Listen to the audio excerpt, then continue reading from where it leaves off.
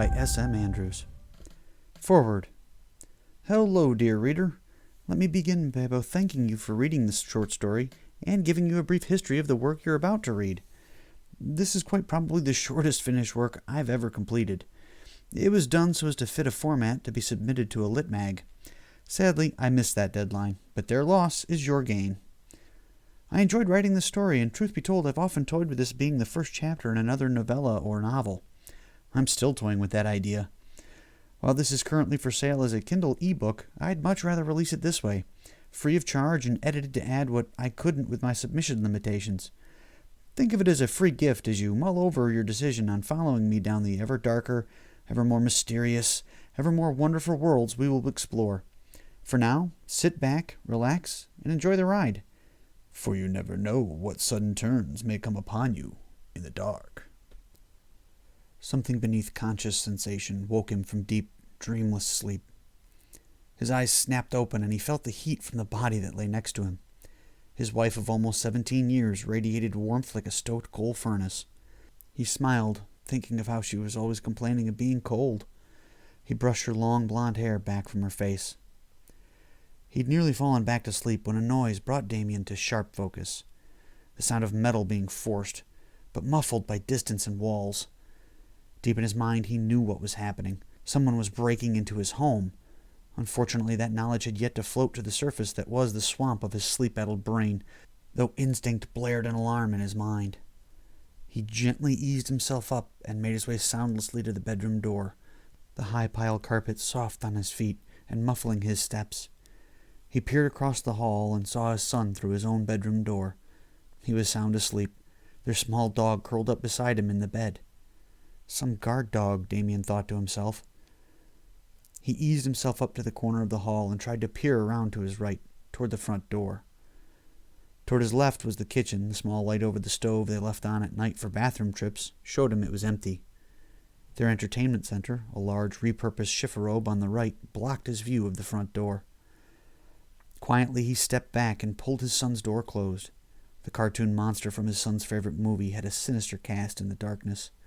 The dog didn't even so much as twitch. He didn't bother with his own door. It creaked like a tree being felled into your bed when it moved.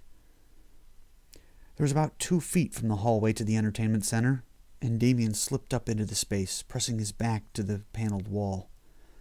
Across the room stood their couch, a dark lump in the nighttime shadows. The light from the stove shone little into the room, despite the half-wall that sectioned it from the kitchen.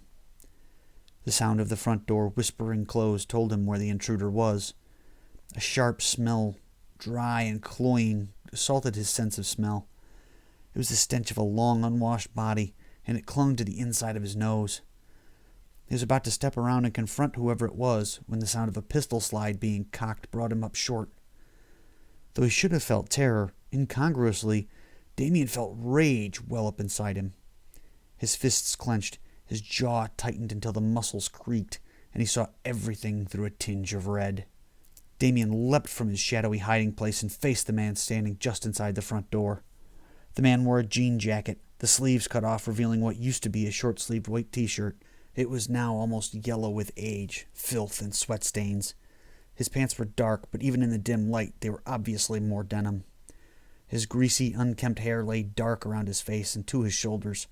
Black motorcycle boots glinted with chains and muddy snow in the low light. Some of the snow was melting on his shoulders.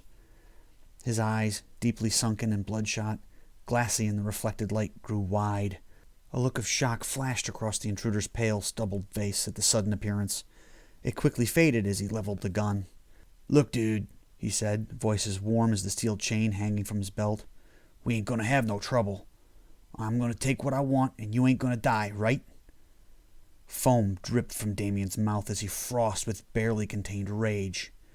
"You dare break into my home, you stupid fuck?" His voice quivered with hate. "You dare break into my home and threaten me, you cockless wonder?"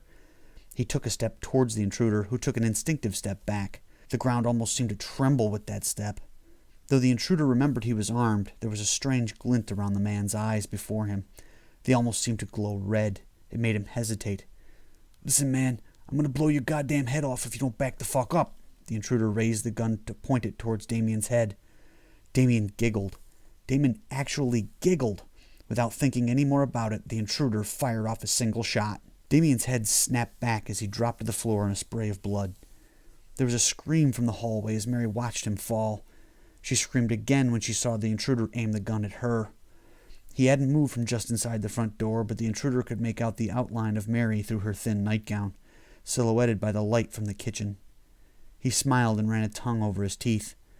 "Didn't think this score was going to be that good," he said huskily. A faint scratching at their son's bedroom door drew Mary's attention, and the intruder took a step forward as she turned her head slightly. Almost as if in reverse, Damien rose back to his feet. Blood trickled down his face, over the left side of his nose, and glimmered between his teeth. His suddenly very large teeth. "Did you think that little pop gun would work on me?" Damien asked, his voice suddenly a deep bass rumble. "Did you think you could kill me, you ignorant fuck? Do you even know who I am? Of course not." Damien's voice seemed to drop an octave with each sentence. It was now a growl, more akin to something from the throat of a large predator than a person. He took 3 more steps and was standing directly in front of the intruder.